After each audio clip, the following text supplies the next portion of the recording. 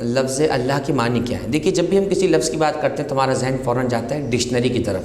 آیا کوئی انگریزی کا لفظ ہے تو اس کی ڈکشنری میں اس کا معنی کیا ہے، اردو کا لفظ ہے تو ڈکشنری میں اس کا معنی کیا ہے۔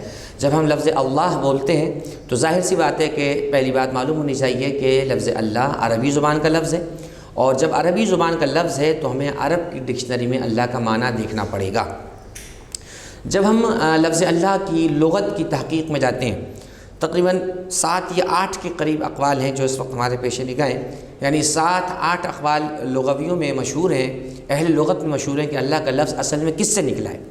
پہلا قول میں آپ کے سامنے پڑھ رہا ہوں، لفظ اللہ کہتے ہیں الہ سے مشتق ہے، یعنی لفظ اللہ پہلے الالہ تھا، عربی تبدیلی کے بعد جو گرامر کی تبدیلی اس کے بعد الالہ سے اللہ بن گیا۔ ایک قول یہ ہے، ایک قول یہ ہے کہ یہ اصل میں الولہ تھا۔ الولہ کا مطلب وہ معبود جس کے ذریعے سے جس کی عبادت کی جائے، جس کو پوجا جائے، جس کی پرستش کی جائے۔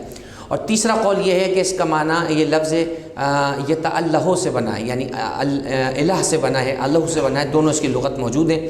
یعنی کہ جب پوچھا گیا معصوم سے کہ کیا مطلب الوہ کا، جب ہم کہتے ہیں الولہ کا معنی کیا ہے، فرمایا کہ یعنی الذی یتعلہ الیہ الخلق، اللہ اس ذات کو کہتے ہیں جس کی طرف مخلوق پناہ حاصل کرے۔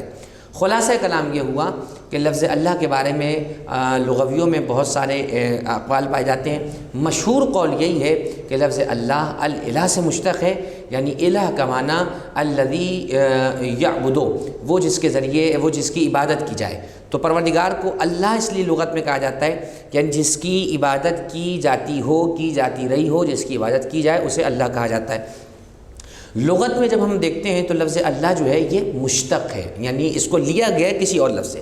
عرب میں مشتق اس لفظ کو کہتے ہیں جو کسی دوسرے روٹ ورڈ سے حاصل کیا گیا ہو۔ تو بہر کیف لفظ اللہ الالہ سے مشتق ہے، یا الولہ سے مشتق ہے، یا یتعلہ سے مشتق ہے، یعنی جس کی طرف پناہ لی جائے۔